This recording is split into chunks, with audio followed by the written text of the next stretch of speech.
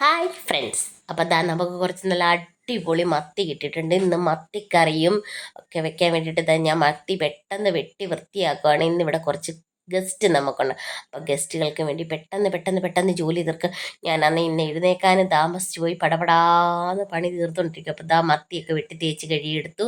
എനിക്കന്നേ മത്തി എത്ര കഴിയാലും, മത്തി എന്നല്ല ഏത് മീനാന്നില്ലേ, എത്ര കഴിയാലും മടുക്കത്തില്ല കേട്ടോ, മതി വരില്ല. അതിനകത്ത് ഉപ്പിട്ട് കഴുകി നോക്കും, അല്ലാതെ കഴുകി നോക്കും. നിങ്ങൾ നോക്കിയേ, ഞാൻ മീൻ കഴുകുന്ന വെള്ളത്തിൻ്റെ വൃത്തി നോക്കണം കേട്ടോ. എത്ര തവണ കഴുകി ഇങ്ങനെ എടുക്കുമെന്നറിയോ, എന്ത് വെള്ളം വേസ്റ്റാക്കാം. അതിന് അമ്മ ഇവിടെ പറയും, അവസാനം ഇവള് കൊച്ചു മീൻ വെട്ടിക്കഴിഞ്ഞാൽ മുള്ളും തലയും മാത്രം കിട്ടും, ആ മീൻ മൊത്തം വെള്ളത്തിൽ ഒലിപ്പിച്ച് കളയെന്ന് പറയാം. എന്നാലും എനിക്ക് മീൻ വെട്ടിയ നല്ല വൃത്തിക്ക് കഴുകണം കേട്ടോ, ഇല്ലെങ്കിൽ ഒരു സമാധാനക്കേടനെ. ഇതിൽ കുറച്ച് മത്തിയെടുത്ത് നമുക്ക് കറി വെക്കാം, കുറച്ചെടുത്ത് വറക്കാനും വേണ്ടിയിട്ടാണ്.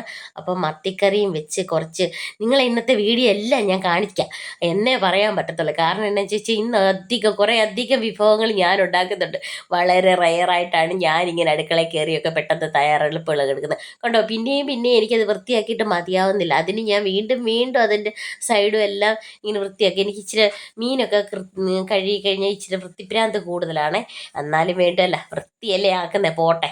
അപ്പം ഇതെല്ലാം റെഡിയാക്കി നമുക്ക് മത്തിയുടെ പരിപാടിയൊക്കെ കഴിഞ്ഞിട്ട് വേണം അടുത്ത പരിപാടിയിലോട്ട് പോകാൻ. അതിൻ്റെ ഇടയ്ക്ക് കാശി ഇവിടെ തകൃതി ബഹളം നടത്തുന്നുണ്ട്. അമ്പു ഭയങ്കര ക്ലീനിങ്ങിന് എന്നെ സഹായിക്കുകയും എടുക്കുകയൊക്കെ ചെയ്യുന്നുണ്ട്. എല്ലാവരും ഇന്ന് നല്ല പണിത്തിരക്കാണ് കേട്ടോ. അമ്മയ്ക്ക് സംഘം ഉണ്ടായിരുന്നു, അമ്മ സംഘത്തിന് പോയി. എന്തായാലും ഞാൻ മീനൊക്കെ വെട്ടി വൃത്തിയാക്കി ഗസ്റ്റുകളൊക്കെ വരുമ്പോഴത്തേന് നമുക്കെല്ലാം റെഡിയാക്കേണ്ടത്. മത്തി വറക്കാനുള്ള അടുപ്പിലോട്ട് വെച്ചു. നമ്മുടെ ചോപ്പറുള്ളതുകൊണ്ട് എളുപ്പമുണ്ട് കേട്ടോ. അതങ്ങോട്ട് എന്താ പറഞ്ഞേ, ഇത് കോവയ്ക്ക തോരനുള്ളത് അതിലോട്ട് അരിഞ്ഞ് പെട്ടെന്ന് അങ്ങ് വെച്ചു.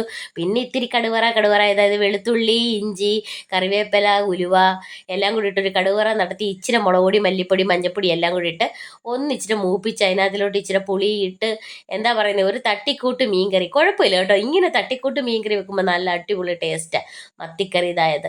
അതിൻ്റെ പുറകെ തക്കാളിക്ക ചാറ് വെക്കുന്നുണ്ട്. ചാറിന് വേണ്ടി തക്കാളിക്ക് ഞാനിങ്ങനെ വഴറ്റിയിട്ട്, ചിലരൊക്കെ കാണാം ഇങ്ങനെ വെള്ളത്തിലിട്ടിട്ട് വെന്തിട്ട് കറി വെക്കുന്നത്. ഞാൻ അങ്ങനെയല്ല ചെയ്യുന്നത്. കടുക് പൊട്ടിച്ച് വഴറ്റി ഇതിലേക്ക് തേങ്ങായി എല്ലാം ഒഴിച്ച് കൊടുത്ത് നല്ല ഇതായിട്ട് എടുക്കുന്നത് കേട്ടോ. ഇങ്ങനെ വെക്കുന്ന തക്കാളിക്കറി അടിപൊളി ടേസ്റ്റ്. ഇങ്ങനെ വെച്ചിട്ടില്ലാത്തവരൊക്കെ ഒന്ന് വെച്ച് നോക്കണം കേട്ടോ.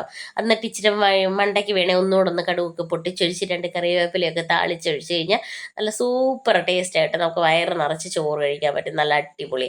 അതിൻ്റെ കൂടെ ഇതിൻ്റെ ഇടയ്ക്ക് അമ്മ വന്ന് പെട്ടെന്ന് എനിക്ക് നെത്തോലിയൊക്കെ വെട്ടി തന്നായിരുന്നു. നെത്തോലി എന്തൊക്കെ എനിക്കുണ്ടാക്കാം. അതേ നല്ല മാങ്ങാ ചമ്മന്തി അരച്ച് വെച്ച്, തക്കാളിക്ക, മത്തി ഫ്രൈ, ചിക്കൻ ഫ്രൈ, ഇതെല്ലാം കൂട്ടിയാണ് ഇന്ന് നമ്മുടെ ഗസ്റ്റുകൾ കൂണ് കൊടുക്കുന്നത്. അപ്പോൾ ചാനൽ സബ്സ്ക്രൈബ് ചെയ്ത് എല്ലാവരും ഒന്ന് സഹായിക്കണേ.